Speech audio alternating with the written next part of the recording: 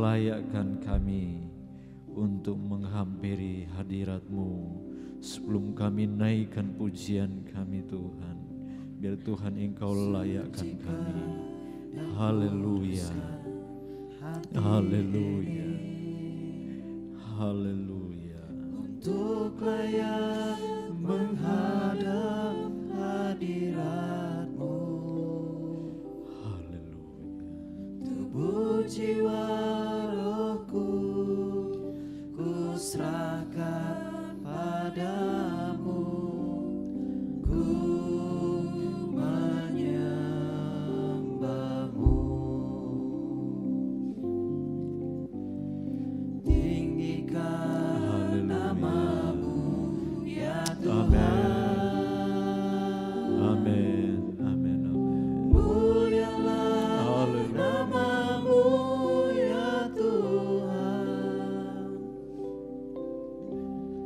Tiada lain seperti Engkau ya Allahku, besar kuasa-Mu.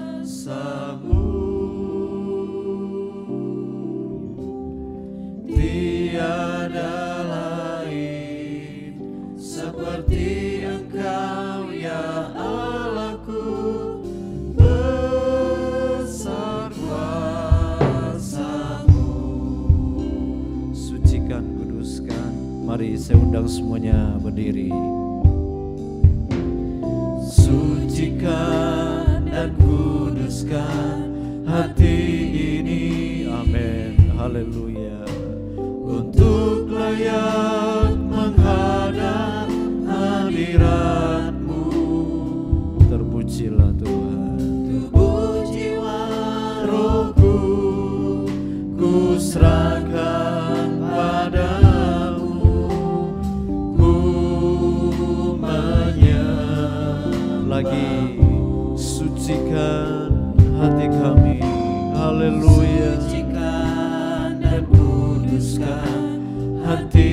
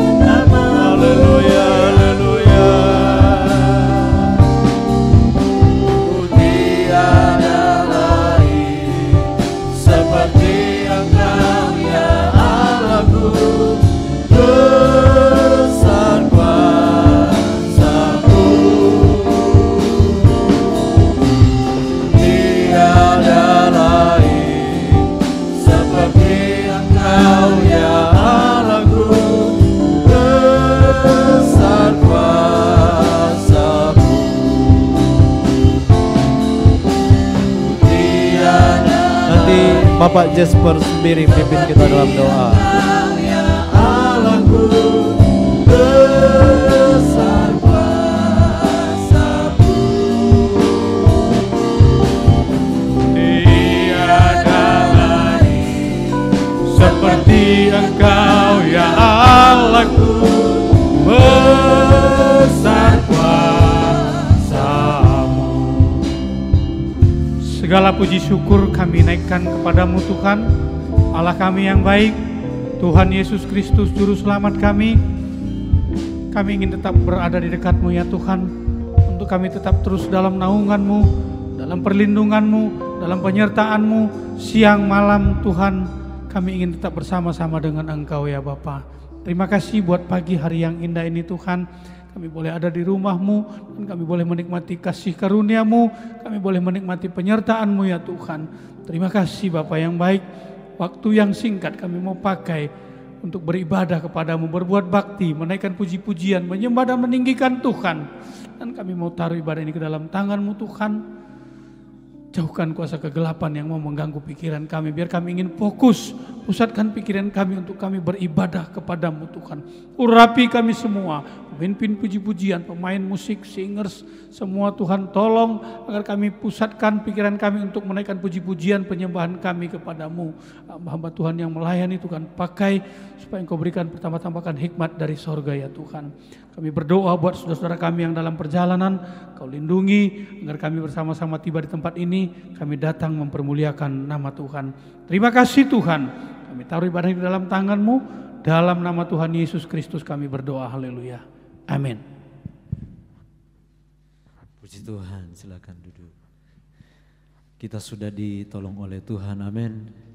Kita sudah diberkati oleh Tuhan, amin. Mari kita mau berikan yang terbaik untuk Tuhan.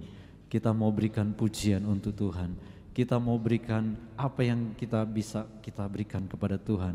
Lewat pujian kita, penyembahan kita, nama Tuhan dimuliakan. Puji Tuhan, haleluya. Kita akan tinggikan Tuhan, besarkan Tuhan, haleluya.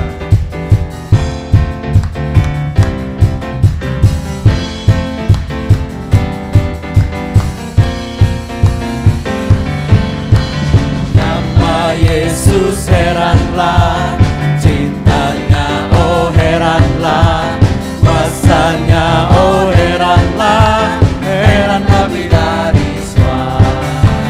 Nama Yesus heranlah, cintanya oh heranlah, kuasanya oh heranlah, heran lebih dari semua. Nama Yesus, mari saya undang semua berdiri. Yesus heranlah, oh heranlah, kuasanya oh heranlah, heran lebih dari semua. Heran namanya, heran namanya, nama Yesus heranlah, oh haleluya. Heran namanya, amin. Heran namanya, nama Yesus heranlah, oh haleluya. Heran namanya, amin.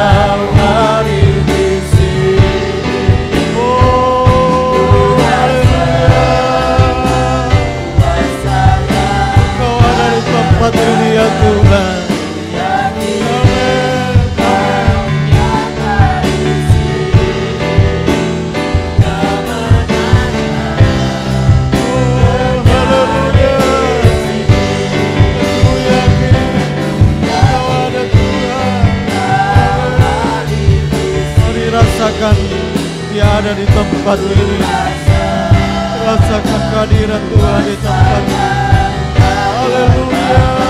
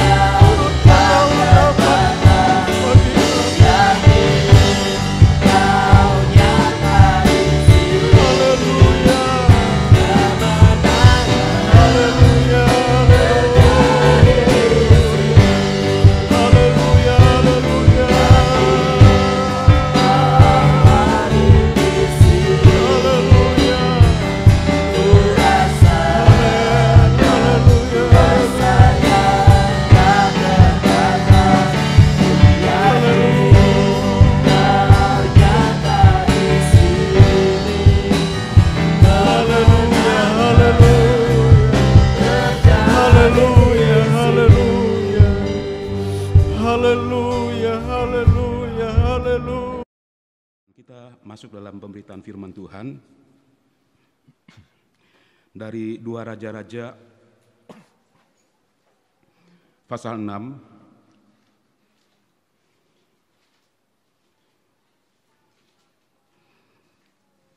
ayat 8 sampai 16.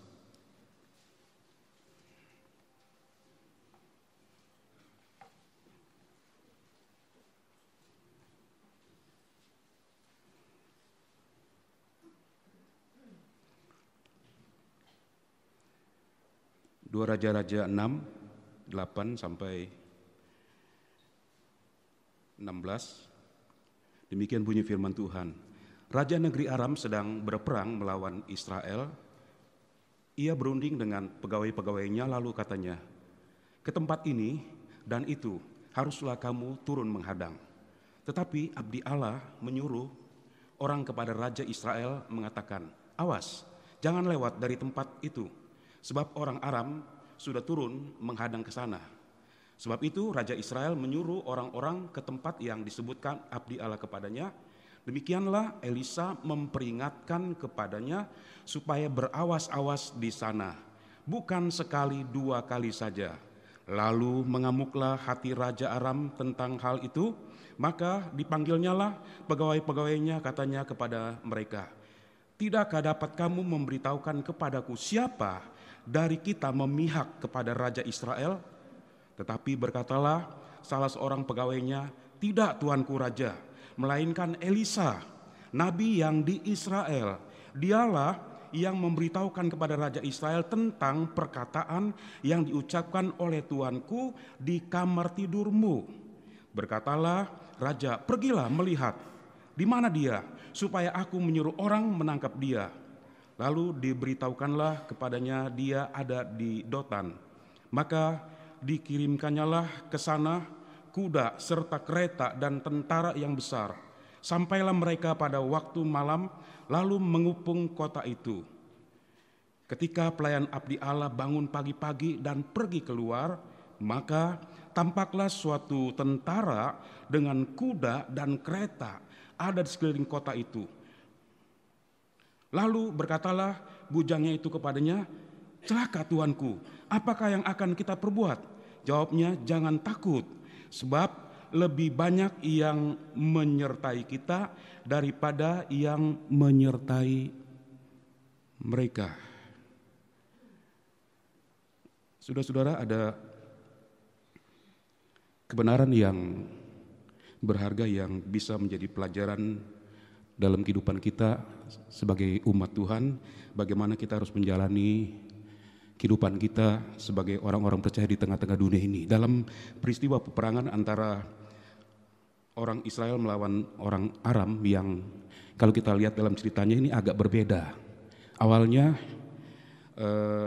orang-orang Aram sudah mengatur rencana, mengatur strategi untuk dapat mengalahkan orang Israel, tetapi peperangan itu tidak terjadi, malah Raja Aram mengirim pasukan yang begitu besar untuk menangkap Elisa.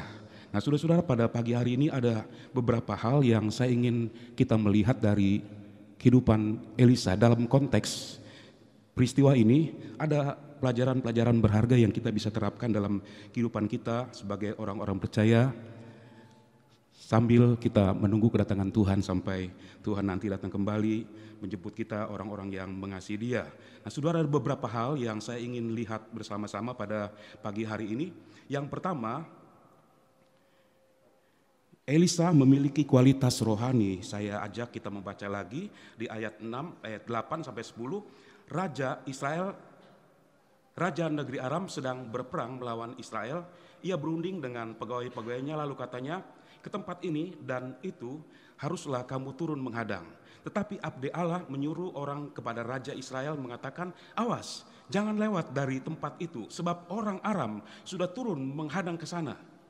Sebab itu Raja Israel menyuruh orang-orang ke tempat yang disebutkan abdi Allah kepadanya. Demikianlah Elisa memperingatkan kepadanya supaya berawas-awas di sana, bukan sekali dua kali saja.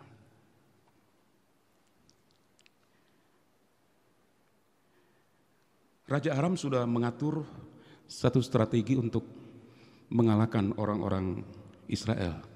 Mereka sudah mengatur supaya bisa menggiring orang-orang Israel ke satu tempat. Jadi tempat itu dilokalisir, peperangan itu tidak menyebar begitu luas, tapi dilokalisir begitu rupa supaya mereka dengan gampang mengalahkan orang-orang Israel ini. Tapi saudara-saudara, sekalipun rencana itu sudah diatur dengan begitu baik, dengan begitu sempurna, kita membaca dalam firman Tuhan tadi, setiap orang Aram mau mengadakan penghadangan, gagal. Dan itu bukan sekali dua kali, tapi berulang-ulang terjadi. Semua rencana yang sudah dibuat begitu rapi, gagal total. Dan saudara-saudara, ini bukan saja bicara tentang kegagalan di dalam peperangan, tetapi di tengah-tengah kegagalan ada begitu banyak dana yang dikeluarkan, sebab di dalam peperangan tidak mungkin semua prajurit itu dari pagi sampai malam tidak diberikan bekal makanan. Mereka harus juga makan. Jadi saudara-saudara, kita bisa memperkirakan berapa banyak dana yang dikeluarkan untuk peperangan ini, tetapi tidak menghasilkan sesuatu. Semua rencana-rencana yang baik yang diperkirakan dengan cara seperti ini, dengan strategi seperti ini, mereka bisa mengalahkan orang-orang Israel dengan begitu mudah. Tetapi semua gagal. Kenapa?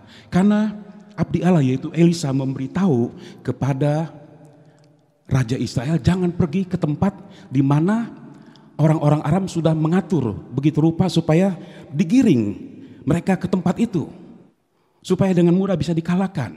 Nah, saudara-saudara, dari mana Elisa dapat berita ini? Tentunya dari Tuhan. Dia adalah nabi. Nabi adalah penyambung lidah Tuhan untuk umat Tuhan. Jadi Tuhan berbicara kepada nabi, nabi sampaikan kepada umatnya. Itu prosedurnya pada zaman dulu.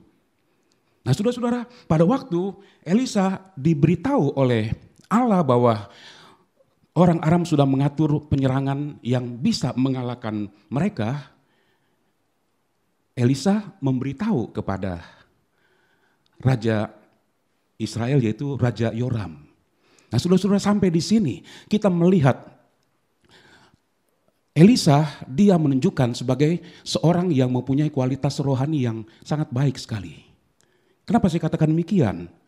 Saudara-saudara, dia punya hubungan yang tidak baik dengan Raja Yoram. Dalam hal ini bukan secara personal, tidak ada masalah antara dia dengan Raja Yoram. Tetapi Raja Yoram adalah raja yang jahat. Dia melakukan apa yang jahat di mata Tuhan. Itu bukan hanya Raja Yoram dengan Tuhan. Kalau masalahnya antara Raja Yoram dengan Tuhan, itu tidak masalah buat Elisa. Dia adalah seorang nabi yang bekerja untuk orang-orang Israel yang ada di Samaria. Dia selalu memperingatkan kepada mereka tentang kelakuan mereka, hidup mereka. Tetapi karena Raja Israel ini berdosa, pengaruhnya itu besar kepada seluruh bangsa Israel. Sehingga seluruh orang-orang Israel melakukan kejahatan dan dosa yang sama di hadapan Tuhan. Itu sebabnya Elisa yang merasa bahwa apa yang dia kerjakan itu tidak mendatangkan hasil karena pengaruh dari Raja Israel ini, dia punya hubungan tidak baik. Dalam keadaan hubungan yang tidak baik seperti ini, ketika dia dapat berita dari Tuhan bahwa orang-orang Aram sudah mengadakan satu strategi untuk menghadang mereka di satu tempat. Waktu itu karena Elisa dia punya kualitas rohani, dia tidak mengutamakan kepentingan pribadinya, tapi dia melihat kepentingan satu umat. Itu sebabnya disampaikan berita ini. Dia bisa saja tahan berita ini dengan alasan untuk memberi pelajaran kepada bangsa Israel supaya mereka dengan apa yang mereka alami, dengan kekalahan-kekalahan yang mereka terima dalam peperangan itu membuat mereka kembali kepada Tuhan. Dan kalau Elisa melakukan hal seperti ini, Tuhan tidak akan marah kepada Elisa sebab Tuhan juga tahu bahwa bangsa ini mereka hidup dalam dosa yang sangat melukai hati Tuhan. Tetapi saudara-saudara, kita melihat di sini ketika Elisa mendapat berita ini dari Tuhan, dia sampaikan kepada Raja Israel. Sekalipun hubungan antara dia dengan Raja Yoram itu tidak baik. Nah, mari kita melihat seperti apa hubungan antara Elisa dengan Raja Aram ini. Kita melihat dalam 2 Raja-Raja 3 ayat 13 dan 14. Tetapi berkatalah Elisa kepada Raja Israel, apakah urusanku dengan engkau? Pergilah kepada para nabi ayahmu dan kepada para nabi ibumu. Jawab Raja Israel katanya, jangan begitu. Sebab Tuhan memanggil ketiga raja ini untuk menyerahkan mereka ke dalam tangan orang Moab. Berkatalah Elisa, demi Tuhan semesta alam yang hidup, yang di hadapannya aku menjadi pelayan.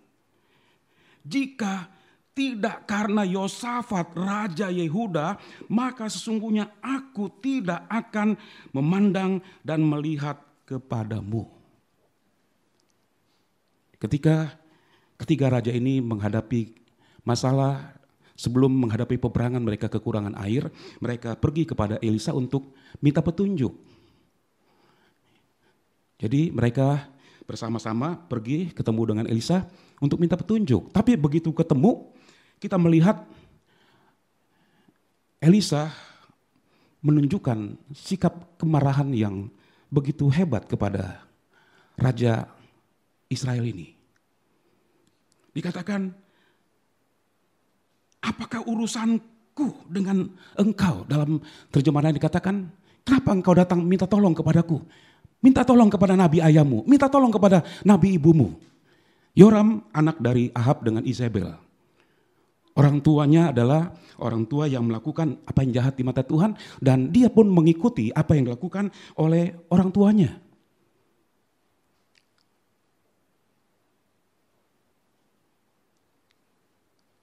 Elisa seorang yang punya integritas, seorang yang jujur, seorang yang hidup benar, seorang yang berkenan di hadapan Tuhan. Dia tidak suka kompromi. Tentunya saudara-saudara ketika melihat hal ini terjadi, dia memperingatkan. Tetapi rupanya Raja Israel ini seorang yang memang tidak peduli dengan semua nasihat yang diberikan. Bahkan memberikan pengaruh yang buruk kepada seluruh bangsa Israel. Sehingga saudara-saudara ketika datang kepada Elisa untuk meminta petunjuk apa yang harus dilakukan. Karena belum berperang mereka sudah kehabisan air. Dan bisa dipastikan bahwa mereka akan mengalami kekalahan kalau tidak ada suplai air pada waktu itu.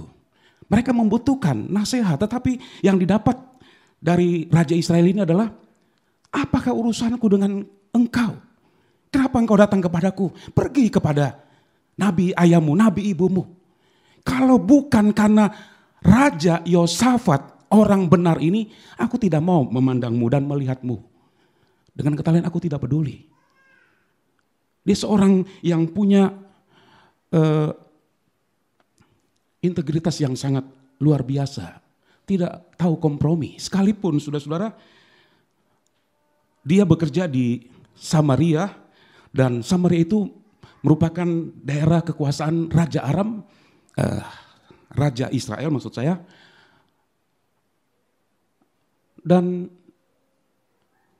untuk semua urusan pelayanan Elisa, Raja memberikan donasi yang besar. Tapi saudara-saudara, dia seorang yang tahu menentukan sikap. Sekalipun Raja pemberi donasi yang besar untuk pelayanannya kepada orang-orang yang ada di Samaria itu tidak membuat dia harus menutup mata. Itu tidak membuat dia harus bersikap baik ketika melihat ada hal-hal yang salah. Seorang yang mempunyai prinsip yang kuat sekali dalam firman. Itu sebabnya dia tidak basa-basi. Kalau bukan karena Raja Yehosafat, aku tidak mau ketemu dengan engkau. Nah, saudara-saudara, di sini kita melihat sebegitu buruk hubungan antara Elisa dengan Raja Israel ini. Hubungannya tidak baik, sekalipun dia sebagai warga Israel, dia tetap menghormati raja. Tetapi dalam tugas dia sebagai seorang nabi Tuhan, seorang yang menyampaikan suara Tuhan, dia punya hubungan yang tidak baik. Tetapi saudara-saudara, sekalipun hubungannya tidak baik, ketika dia mendapat berita dari Tuhan bahwa orang-orang Aram sudah menjebak mereka sehingga bisa dikalahkan dengan begitu mudah, berita ini disampaikan. Nah, di sini kita melihat kualitas rohani dari Elisa. Saudara-saudara, mari kita pun memiliki kualitas rohani sebagai umat Tuhan. Bukan karena banyaknya pelayanan yang kita kerjakan untuk Tuhan, bukan karena setiap hari kita ada di rumah Tuhan, bukan karena korban-korban yang banyak yang kita berikan kepada Tuhan yang membuat kita dinilai punya kualitas rohani. Harusnya seperti itu. Kalau kita punya kualitas rohani yang baik, maka kita akan memberikan hidup kita melayani Tuhan. Kita totalitas melayani Tuhan. Kita mungkin tiap hari ada di rumah Tuhan dan kita memberikan korban yang baik, korban yang banyak untuk Tuhan. Kalau kita punya rohani yang baik. Tetapi apa yang kita lakukan itu tidak menjamin bahwa kita punya rohani yang baik. Saudara-saudara, seringkali kita menilai kualitas rohani seseorang itu dari banyaknya dia melayani Tuhan. Tidak menjamin, saudara-saudara. Kita banyak melayani Tuhan, kita banyak memberi, tidak menjamin kita punya kualitas rohani yang baik. Tapi kalau kita punya kualitas rohani yang baik, kita pasti akan melayani Tuhan. Kita akan totalitas, kita akan memberikan banyak hidup kita untuk Tuhan. Sebab kita sadar bahwa semua yang kita dapat itu dari Tuhan. Amin, saudara-saudara. Bukan karena kita hebat. Kita bekerja dan Tuhan memberkati. Minggu lalu kita sudah dengar, kalau Tuhan memberkati, maka engkau akan memberkati selama-lamanya. Kalau engkau memberkati, tidak ada yang bisa menutup. Haleluya. Kalau Tuhan sudah membuka, maka hanya Tuhan yang bisa menutupnya. Dan kapan Tuhan menutupnya? Ketika kita hidup tidak berkenan kepada Tuhan, Tuhan akan tutup. Sehingga dengan berbagai usaha kita untuk memulihkan keadaan itu tidak akan terjadi kecuali kita kembali kepada Tuhan memperbaiki hidup kita. Nah, saudara-saudara, Elisa dia menunjukkan kualitasnya sebagai seorang yang benar di hadapan Tuhan. Ketika dia dihadapkan dengan pilihan, sampaikan berita ini atau tidak. Sementara dia punya hubungan yang tidak baik, sangat buruk sekali dengan Raja Israel. Sampai-sampai dia tidak mau pandang muka dari Raja Israel ini. Hubungannya tidak baik. Tapi karena dia punya kualitas rohani yang baik, dia bukan hanya memikirkan kepentingan diri sendiri, tapi melihat kepentingan umat Tuhan. Itu sebabnya dia sampaikan berita. Saudara-saudara, mari kita memiliki karakter seperti ini. Dalam kehidupan kita, dimungkinkan sekali kita bisa tidak ada chemistry satu sama lain yang cocok begitu. Kecuali kita dari waktu ke waktu bergaul dengan baik sampai lama-lama chemistry-nya sama. Tapi kita mempunyai karakter yang berbeda, Sehingga bisa saja terjadi perbedaan-perbedaan pendapat. Bisa saja terjadi, ya harusnya dalam melayani Tuhan gak ada itu rasa iri hati gitu. Seharusnya gak ada, tapi kenyataannya ada di sini, ada di mana-mana, itu pasti. Ada di gereja kecil, ada di gereja besar. Karena memang setan dia tidak pernah mau berhenti bekerja, dengan cara apapun dia berusaha untuk mengadakan perpecahan. Nah saudara, tidak adanya kecocokan antara kita satu sama lain itu bisa saja dimungkinkan terjadi. Tapi kalau kita terus bergaul, maka lama-kelamaan chemistry-nya menjadi sama dan kita bisa ada kecocokan. Tapi sekalipun kita tidak ada kecocokan, bukan berarti ketika orang lain melayani Tuhan kita menghambat. Dan ini karakter yang gak bagus sekali. Elisa sudah memberikan satu contoh yang baik. Ini untuk kepentingan satu umat. Kalau dia tahan berita itu, apa yang terjadi? Bangsa Israel akan ada di tempat itu dan dengan mudah dapat dikalahkan oleh orang Aram. Satu, kerajaan itu akan mengalami kehancuran. Kalau saja dia lebih mengutamakan, memuaskan keinginan hatinya. Saya hubungannya gak baik dengan orang ini. Saya gagalkan semua apapun yang dikerjakan oleh orang ini. Nah saudara, ini bukan karakter anak Tuhan. Karakter anak Tuhan adalah karakter yang baik. Saudara-saudara, kita tidak menghubungkan pribadi dengan pekerjaan Tuhan. Jangan sampai hal itu terjadi. Itu hal yang pertama yang kita dapatkan dari Elisa. Yang kedua, Elisa dikenal karena dia hidup benar. Ya, dia dikenal bukan karena hal-hal yang dia berikan kepada seseorang begitu ya. Seringkali karena kita baik kepada seorang, kita ketika melihat seorang sedang dalam kesulitan kita bantu. Ya, nah saudara-saudara, karena itu kita dikenal, kita diberitakan kepada banyak orang. Tapi Elisa dikenal di sini bukan karena hal-hal yang baik yang dia lakukan, dan memang dia melakukan hal yang baik, tapi dia dikenal sebagai orang yang benar. Dan berita ini sampai ke tempat yang lain. Kalau apa yang dilakukan oleh Elisa hanya sebatas di Samaria atau di Dotan, tempat kediamannya, kota kecil, itu satu hal yang biasa. Orang kenal kehidupan dari Elisa. Orang juga kenal kehidupan Elisa di Samaria dalam skop yang lebih besar. Tapi saudara-saudara, Elisa dikenal sebagai orang benar itu beritanya sampai ke tempat yang jauh. Kita kembali ke 2 Raja-Raja 6.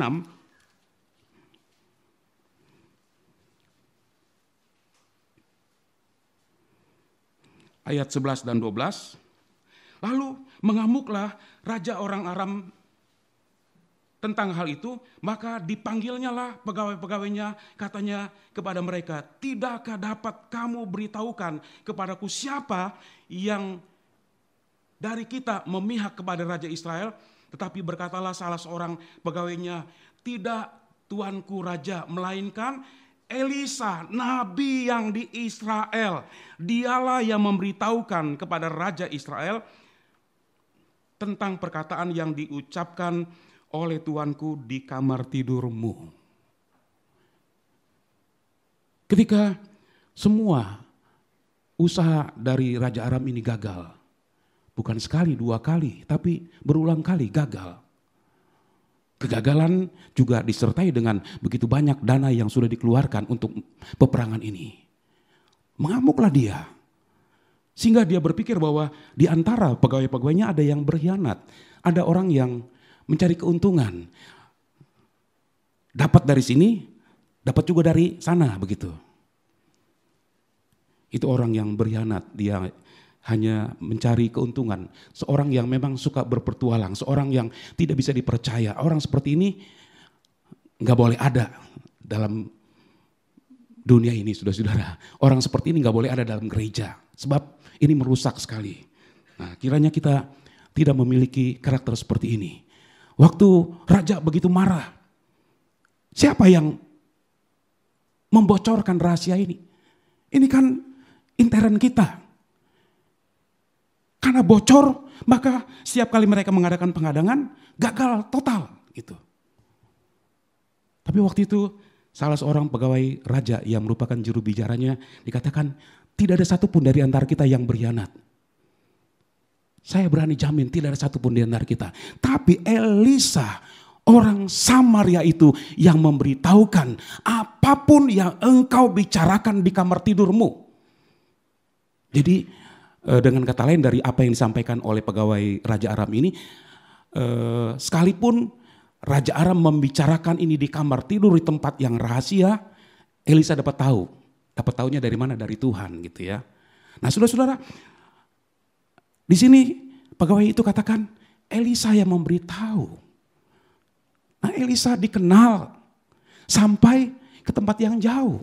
Dikenal bukan karena apa yang dia lakukan, tetapi sudah lebih daripada itu dikenal karena dia sebagai orang yang benar, seorang yang tidak tahu kompromi dengan dosa. Salah ya salah, benar ya benar.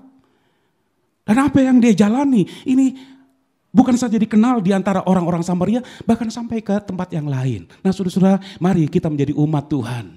Jadi jemaat Kedoya yang dikenal keluar bukan karena suka ribut gitu loh. Ya di mana-mana suka ribut. Di gereja manapun saudara-saudara suka ribut. Itu memang paling enak. Dan itu memang daerah yang paling disukai oleh si iblis. Banyak umat Tuhan gak sadar.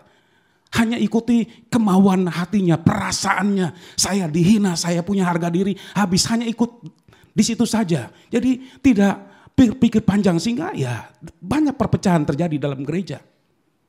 Jangan saudara-saudara kita dikenal ketika orang sebut Kedoya, oh itu pasti banyak ributnya. Gitu. Tapi dikenal karena kita hidup benar. Dikenal karena kita melakukan apa yang benar dari firman Tuhan. 1 Tesalonika pasal 1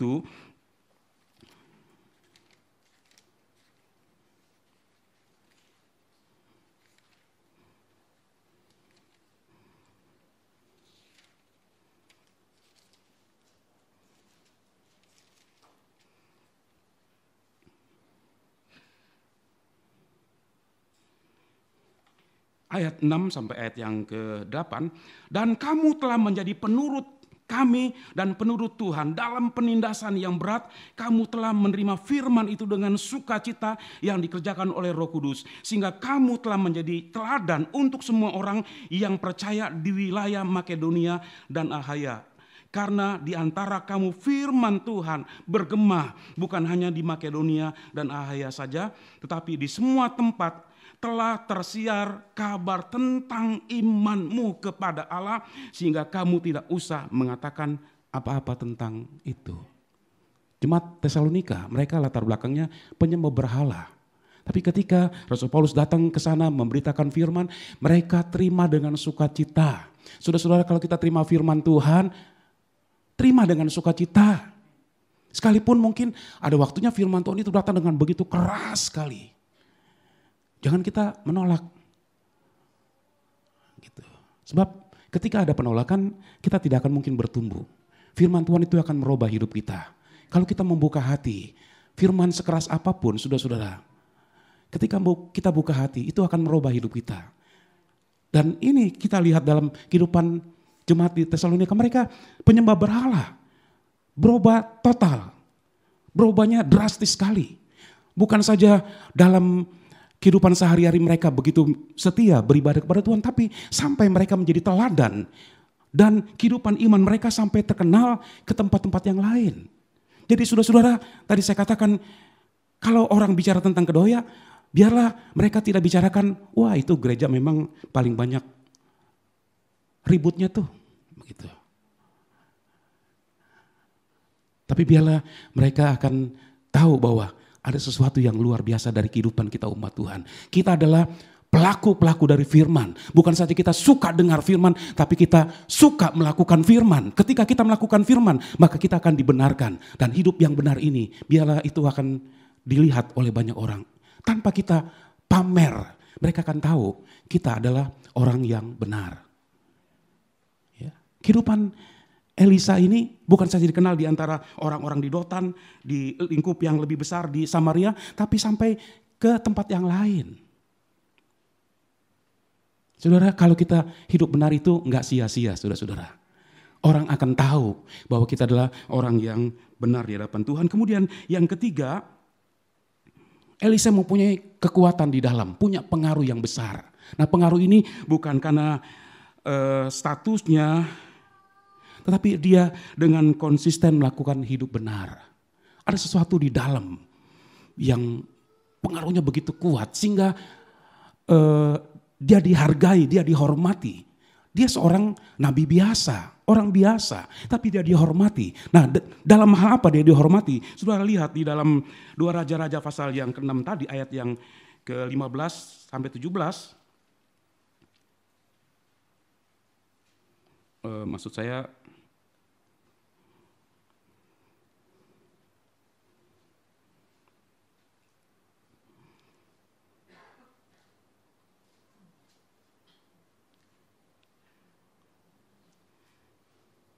ayat yang ke-14.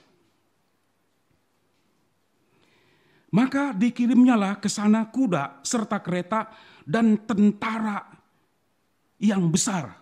Sampailah mereka pada waktu malam lalu mengepung kota itu. Raja Aram tahu reputasi dari Elisa. Itu sebabnya saudara-saudara untuk menghadapi Elisa yang bukan apa-apa, dia orang biasa. Sekalipun banyak pengikutnya, mereka adalah orang-orang biasa. Mereka bukan orang-orang yang terlatih di dalam peperangan.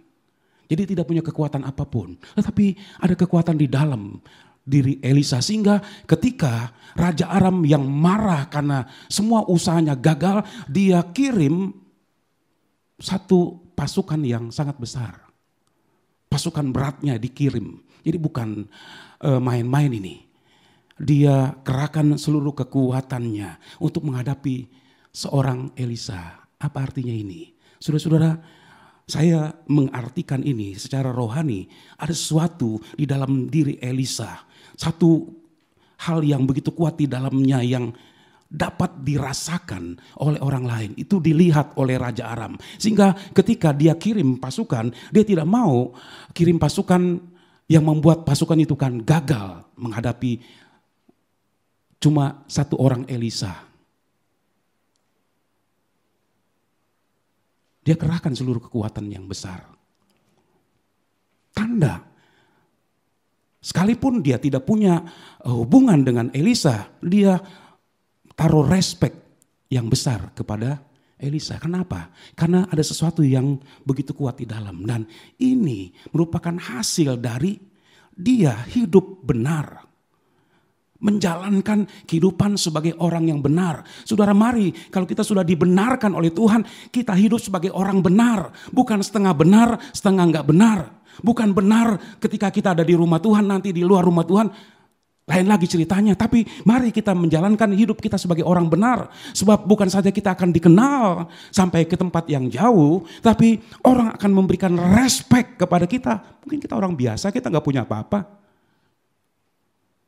Mungkin ada saudara-saudara yang merasa saya orang biasa tapi kok kenapa ya ada orang kalau ada masalah datangnya cerita sama saya. Kenapa enggak cerita sama dia yang memang pengetahuan Alkitabnya banyak banget begitu. Tapi kok cerita sama saya.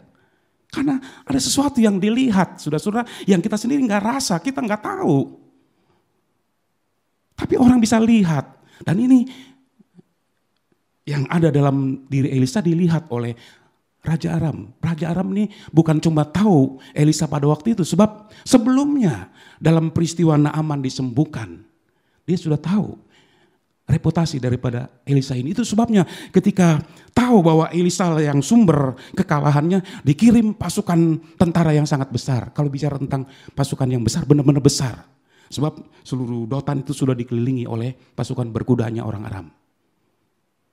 Untuk menghadapi satu orang dikirim pasukan besar. Artinya saudara-saudara, Raja Aram melihat Elisa itu ada sesuatu yang luar biasa dalam dirinya.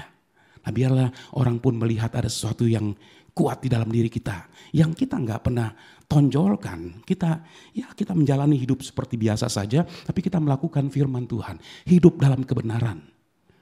Saudara, nggak pernah kita akan rugi ketika kita hidup dalam kebenaran. Kemudian yang keempat, Elisa melihat dengan mata iman. Dalam 2 Raja-Raja 6 ayat 15 sampai 17. Ketika pelayan abdi Allah bangun pagi-pagi dan pergi keluar, maka tampaklah suatu tentara dengan kuda dan kereta ada di sekeliling kota itu. Lalu berkatalah bujangnya itu kepadanya, "Celaka tuanku, apakah yang akan kita perbuat?" Jawabnya, "Jangan takut, sebab lebih banyak yang menyertai kita daripada yang menyertai mereka." Lalu berdoalah Elisa, "Ya Tuhan, bukalah kiranya matanya supaya ia melihat." Maka Tuhan membuka mata bujang itu sehingga ia melihat, tampaklah gunung itu penuh dengan kuda dan kereta berapi sekeliling Elisa. Apa yang dilihat oleh pelayannya Elisa ini? Elisa tahu. Dia tidak mengingkari kenyataan bahwa dia melihat ada satu pasukan yang besar yang mengelilingi kota Dotan dan mereka tidak punya jalan keluar, tidak bisa lari. Begitu. Tapi Elisa dapat melihat dari persoalan yang dihadapi itu ada Tuhan. Nah, saudara-saudara, ini yang tidak bisa dilihat oleh pelayannya. Sehingga Elisa harus berdoa, minta supaya Tuhan bukakan matanya. Setelah berdoa, maka pelayannya melihat dia dikelilingi oleh pasukan Aram, tapi di belakangnya ada pasukan malaikat yang mengelilingi. Nah, saudara-saudara, kalau kita hidup benar, kita hidup dekat dengan Tuhan, kita banyak bergaul dengan Tuhan, saudara-saudara. Ketika ada datang masalah besar, kita tidak mengingkari masalah ini besar. Ini membuat kita panik barangkali. Seperti pelayan ini panik ketika melihat satu pasukan sudah mengelilingi kota Dotan, dikatakan, "Celaka, apa yang harus kita buat?" Dengan kata lain, kita nggak bisa lari kemana-mana. Tapi Elisa katakan, jangan takut, sebab yang menyertai kita lebih banyak daripada mereka. Dalam persoalan, dia melihat ada Tuhan. Nah, saudara-saudara, seringkali ketika kita menghadapi persoalan dan ini tidak akan pernah berhenti. Selama kita hidup, persoalan itu akan terus ada. Belum selesai, akan datang yang lain. Datang lagi yang lebih besar lagi. Gak akan pernah berhenti, saudara-saudara. Tapi dalam persoalan, kita melihat ada Tuhan di sana. Dia siap dengan tangannya yang kuat untuk menolong kita. Tetapi ketika kita tidak percaya, maka kita tidak mengalami. Kenapa kita tidak percaya? Kita panik karena apa yang kita lihat dengan mata kita. Itu sebabnya saudara-saudara 1 Petrus 4 ayat yang ke-7 katakan, "Kuasai dirimu, jadilah tenang supaya kamu dapat berdoa." Kalau kita lagi panik, kita nggak bisa berdoa. Kita nggak bisa lagi percaya kepada Tuhan. Dan setan mau seperti ini. Dia nggak pernah melarang kita pergi beribadah kepada Tuhan. Tapi dia akan terus berusaha untuk supaya kita nggak bertumbuh. Supaya iman kita ya di situ-situ aja, nggak bertambah-tambah. Ketika menghadapi masalah kita goncang begitu rupa. Saudara, setiap masalah yang datang dalam hidup kita mungkin besar, itu bisa membuat kita panik. Tapi dalam kepanikan kita, dalam masalah yang kita lihat, kita melihat ada Tuhan. Ini yang kita dapatkan dari Elisa. Ketika dia melihat pasukan berkuda mengelilingi kota Dotan, dia melihat di balik semua itu ada pasukan Tuhan yang sudah siap untuk menolong dia. Saudara-saudara, masalah tidak akan pernah berhenti. Jangan berdoa, "Tuhan, ambil masalah dalam hidup saya." Tapi saudara-saudara, berdoa minta kekuatan untuk menghadapi masalah. Berdoa supaya Tuhan berikan kepada kita iman kepada Dia. Untuk tetap percaya supaya kita bisa melihat dengan masalah yang ada ini, Tuhan kerjakan sesuatu yang besar bagi kita sekalian.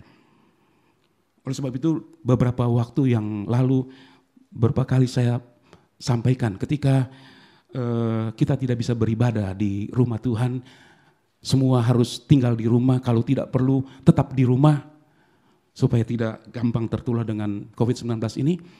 Beberapa kali saya sampaikan, masuk dalam kamar, berdoa, bangun hubungan Tuhan, bergaul dengan Tuhan.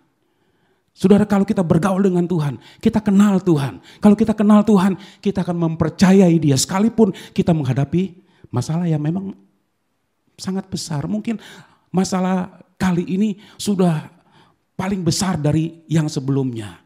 Tapi kalau kita bergaul dengan Tuhan, kita mempercayai Tuhan bahwa Dia sanggup mengerjakan semua itu. Ketika kita menghadapi masalah, kita bukan melihat kepada masalah itu melulu, tapi kita melihat di balik masalah itu ada Tuhan yang sudah siap untuk memberikan pertolongan bagi kita sekalian. Ini yang kita dapat pelajari dari Elisa dalam konteks peristiwa ini. beberapa hal. Itu sebabnya saudara-saudara, mari kita mau mempraktekkan hidup sebagai orang yang benar. Apa yang sudah kita jalani hari-hari ini. Kalau kita rasa dalam kita mempraktekkan kebenaran itu, kita masih pilih-pilih. Ada bagian-bagian yang kita suka lakukan, ada bagian-bagian yang kita nggak suka lakukan. Kita pilih-pilih, tapi mari saudara-saudara kita mau praktekkan semua firman Tuhan dalam hidup kita. Sebab firman itu yang akan membawa kita, akan menjadikan kita orang benar, orang yang berkenan di hadapan Tuhan. Orang yang mendapat perhatian dari Tuhan, tapi juga orang yang dapat perhatian dari orang lain. Elisa nggak pernah kenalan dengan orang Aram, tapi orang Aram tahu bahwa Elisa seorang yang dipakai Tuhan dengan luar biasa. Karena imannya, karena hidup yang benar. Saudara-saudara, mari kita mau datang kepada Tuhan, kita mau berdoa.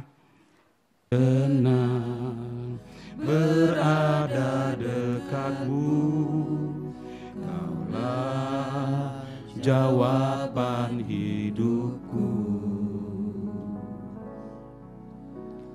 Hatiku tenang berada dekatmu, Kau yang pelihara hidupku. Kita ulangi lagi, hatiku tenang. Hatiku tenang berada dekatmu, Kaulah jawaban hidupku. Hatiku tenang berada dekatmu, Kau yang pelihara hidupku. Pertolonganmu begitu ajaib, Kau telah memikat hatiku. Di saat aku tak sanggup lagi, di situ tanganmu bekerja. Pertolonganmu begitu ajaib, Kau telah memikat hatiku. Kini mataku tertuju padamu, ku rasakan kasih-Mu Tuhan. Pertolongan-Mu begitu ajaib, Kau telah memikat hatiku. Di saat aku tak sanggup lagi, di situ tangan Tuhan bekerja. Haleluya, haleluya. Tangan-Mu bekerja. Pertolongan-Mu begitu ajaib, Kau telah memikat hatiku. Kini mataku tertuju padamu. Itu artinya kita andalkan Tuhan, tidak andalkan kekuatan dalam diri kita. Haleluya. Pertolongan-Mu begitu ajaib. Mari saya undang kita sama-sama berdiri. Begitu ajaib, Kau telah memikat hatiku. Saat aku tak sanggup lagi, di situ tangan-Mu bekerja. Pertolongan-Mu begitu ajaib, Kau telah memikat hatiku. Kini mataku tertuju padamu, ku rasakan kasih-Mu Tuhan. Pertolongan-Mu begitu ajaib, Kau telah memikat hatiku. Saat aku tak sanggup lagi, di situ tangan-Mu bekerja. Pertolongan-Mu begitu ajaib, Kau telah memikat hatiku. Di mataku tertuju padamu, ku rasakan kasih-Mu Tuhan. Biar musik saja dengan singers nyanyikan pujian ini. Saudara, mungkin ada sesuatu yang begitu berat yang membuat kita tidak sanggup lagi. Mari arahkan pandangan kita kepada Tuhan. Lari kepada Tuhan. Taruhkan seluruh harapan kita kepada Tuhan. Karena pada saat kita tidak sanggup lagi, pada saat kita angkat tangan, Tuhan turun tangan. Pertolongan Tuhan begitu ajaib. Haleluya. Haleluya, haleluya. Tuhan yang tidak terbatas. Ketika kita beri ruang yang besar untuk Dia bekerja, Dia menyatakan kuasanya yang besar. Kan itu jangan batasi Tuhan dengan ketidakpercayaan kita. Pada pagi ini kalau kita tidak percaya, kita berdoa, Tuhan berikan saya percaya yang baru. Sebab ketika kita percaya, kita membuka ruang yang besar bagi Tuhan untuk Dia bekerja, bagi Tuhan untuk Dia mengulurkan tangannya, memberikan pertolongan bagi kita sekalian. Haleluya. Dimanapun saudara ada saat ini, berserulah kepada Tuhan. Pada waktu saudara tidak sanggup lagi, datang kepada Tuhan. Tuhan, ini aku Tuhan, aku tidak sanggup lagi. Biar tangan-Mu yang bekerja, ambil alih semuanya. Haleluya, haleluya.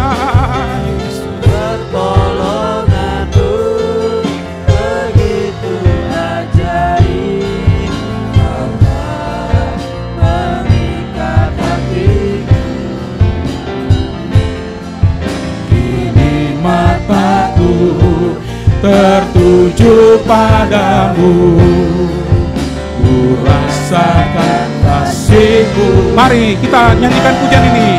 Saudara yang memerlukan pertolongan Tuhan, angkat tanganmu. Haleluya, Dia ada di sini. Dia melihat semua. Ketika datang dengan pengakuan, Tuhan saya tidak sanggup lagi, tangan Tuhan terulur bagi kita sekalian. Tak sanggup lagi, tangan-Mu bekerja. Pertolongan-Mu begitu ajaib, Kau telah memikat hatiku. Di mataku tertuju padamu, rasakan kasih-Mu Tuhan. Pertolongan-Mu begitu ajaib. Mari besarkan Tuhan, besarkan Tuhan. Bukan besarkan persoalan kita. Bujang dari Elisa ini membesarkan apa yang dia lihat, karena dia belum melihat bahwa ada Tuhan yang begitu besar, sehingga dia hanya melihat persoalan yang besar. Dia membesarkan persoalan itu, celaka kita. Tapi Elisa dia melihat kepada Tuhan. Haleluya. Mari besarkan Tuhan, besarkan Tuhan, besarkan Tuhan. Pertolongan kita datang dari Tuhan. Pertolongannya begitu ajaib bagi kita sekalian.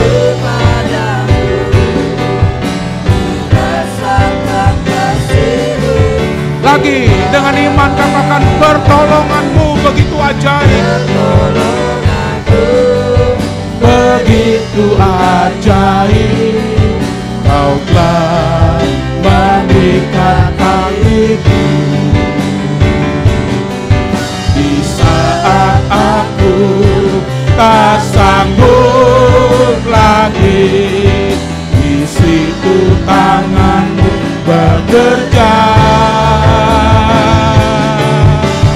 Pertolongan-Mu begitu ajaib, Kau telah mengikat hatiku. Kini mataku tertuju padamu, ku rasakan kasih-Mu Tuhan. Kini mataku tertuju padamu,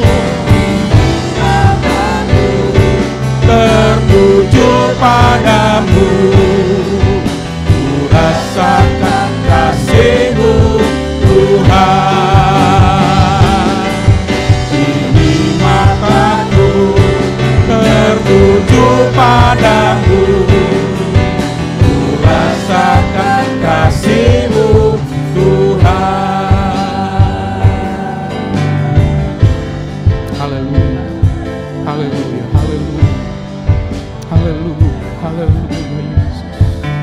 Oh, haleluya, haleluya, haleluya, Yesus. Haleluya, haleluya. Kita berdoa. Ya Tuhan Allah di surga, terima kasih untuk pagi hari ini. Terima kasih Engkau ada di tengah-tengah kami. Terima kasih Engkau melawat setiap pribadi. Secara pribadi kami Tuhan merasakan lawatan-Mu. Engkau pulihkan kami, Engkau menjamah, Engkau menguatkan kami. Membangunkan kembali iman percaya kami yang goyah oleh berbagai hal yang kami hadapi dalam hidup ini Tuhan. Tetapi kami tahu pertolongan-Mu begitu ajaib ya Tuhan. Saat kami merasa tidak sanggup karena beban yang berat. Karena beban yang berat membuat kami tertunduk ya Tuhan. Membuat kami tidak bisa melihat kepada Tuhan. Tetapi Tuhan Yesus pada pagi ini kami mau belajar dari apa yang dilakukan oleh Elisa. Dia melihat kepada Tuhan. Mata imannya melihat kepada Tuhan. Itu sebabnya Tuhan dia mengalami pertolongan Tuhan. Dan kami percaya Engkau juga memberikan pertolongan yang sama kepada kami. Ketika kami melihat kepada Engkau Tuhan. Ajar kami untuk selalu mencari Engkau Tuhan. Untuk kami bergaul dengan Engkau. Supaya kami semakin kenal Engkau. Dan kalau kami semakin kenal Engkau, kami mempercayai Engkau di keadaan apapun Tuhan. Di situasi apapun Tuhan. Ketika kami sedang menghadapi semua yang serba gelap dan tidak ada jalan keluar, semua tertutup ya Tuhan. Tapi kami mempercayai Engkau. Hanya dengan mempercayai Engkau maka kami akan melihat semua akan berubah. Karena kuasa-Mu besar Tuhan, kuasa-Mu dahsyat. Ini yang berulang kali kami ucapkan dengan mulut kami. Tapi biarlah itu yang kami alami Tuhan. Kuasa-Mu sungguh dahsyat. Haleluya. Engkau memberkati seluruh umat-Mu Tuhan. Memberkati keluarga-keluarga yang ada. Memberkati pekerjaan mereka Tuhan. Tiap-tiap hari dalam seluruh kegiatan yang mereka lakukan. Mereka melihat penyertaan Tuhan. Kalau Engkau memberkati untuk selama-lamanya. Itu sebabnya biarlah kami mempertahankan hidup sebagai orang benar. Kami terus hidup sebagai orang yang benar ya Tuhan. Bukan kata orang, tapi kami mau hidup sesuai dengan firman-Mu. Haleluya.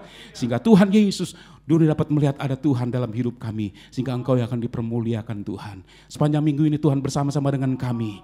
Kami perlu kekuatan ekstra Tuhan. Dan ketika kami datang kepadamu, kami tahu kami dapat kekuatan yang baru. Dengan kekuatan ini kami akan terus berjalan. Kami akan terus memandang kepadamu Tuhan. Kami tidak mau alihkan pandangan kami kepada yang lain. Sebab itu akan melemahkan kami. Tapi kami mau arahkan pandangan kami kepadamu. Mata kami tertuju kepadamu. Dan kami alami kasih-Mu. Kami alami kuasa Tuhan bekerja.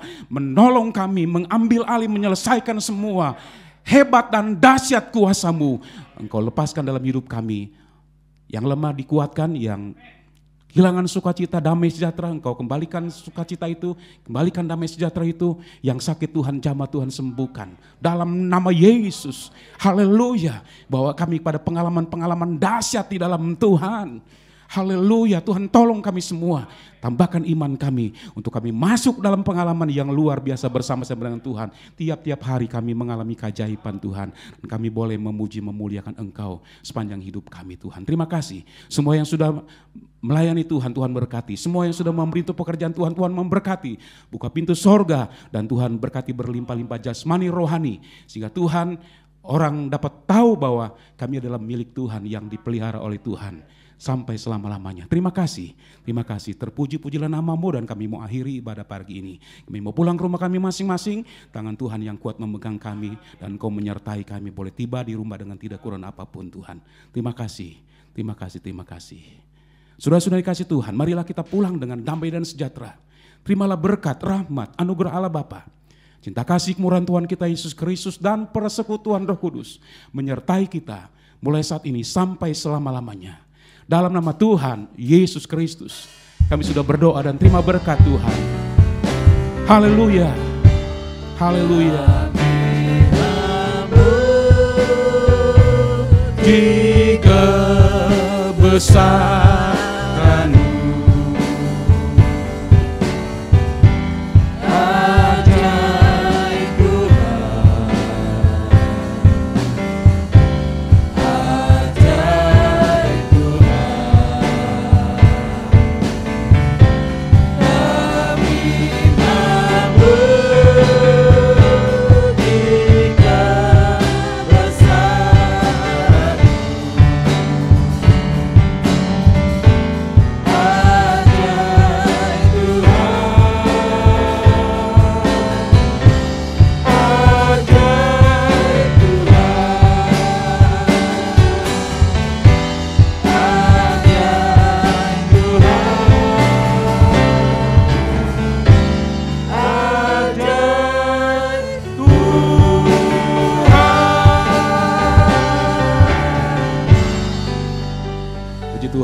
Tuhan memberkati kita semua.